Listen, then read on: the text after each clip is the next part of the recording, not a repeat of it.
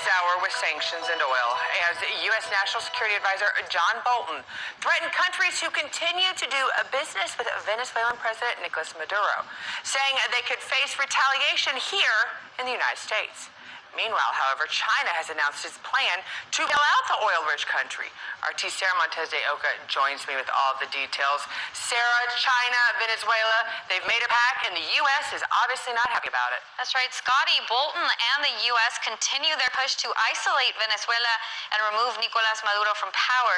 Speaking in Lima, Peru, Bolton said Washington will impose some stiff financial sanctions on anyone who still supports the Maduro government. We're taking this step to deny Maduro access to the global financial system and to further isolate him internationally. In addition, we are sending a signal to third parties that want to do business with the Maduro regime. Proceed with extreme caution. There is no need to risk your business interest with the United States for the purposes of profiting from a corrupt and dying regime. We seek the peaceful transfer of power. But as President Trump has said from the beginning, all options are on the table. China, who is still a major buyer of Venezuela's oil, hit back. In an online statement, Chinese Foreign Ministry spokesperson said Bolton's comments are a wanton interference in Venezuela's internal affairs. China urges the U.S. to let the Venezuelan people decide their own future and immediately stop the bullying actions of suppressing other countries at every turn.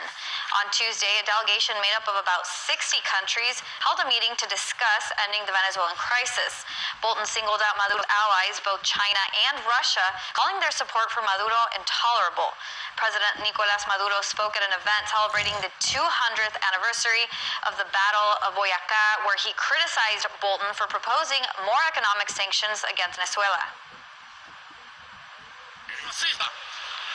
The terrible and fascist John Bolton. The only thing that he thought was to propose to the President of the United States of America to sign an order for an economic, financial, and commercial blockade against Venezuela.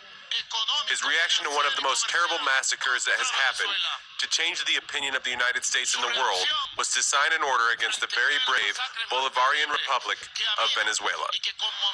This comes as Chinese contractor Wisen Engineering Service Company agreed to carry out some urgent repairs from Venezuela's derelificate refining network to ease some fuel shortages. The Shanghai-based chemical engineering and construction company, using China's Belt and Road Infrastructure Program, agreed to repair Venezuela's oil refineries in exchange for oil products, including diesel. According to sources familiar with the matter, the repairs will last from 6 months up to a year. This new deal highlights China's commitment to helping the oil-rich nation. Scotty, this could make it even harder for the U.S. economic blockade, despite its attempt to remove Maduro from power. And with China continuing to work with Venezuela, this could worsen the already high tensions between the U.S. and China, who are caught in an over a year-long trade war. Well, and it's interesting considering I don't think China's in for this just because they think it's the right thing to do and they're standing behind Maduro's leader, is it? Well, China actually has invested a lot in Venezuela. They've been one of their main creditors, so they're really just trying to protect their assets and make sure that they get paid back. Well, it always comes down to protecting your own. Thank you so much, Sarah, for following this. Hey YouTube, thanks for checking out our channel. We hope you enjoyed the video. We have tons of content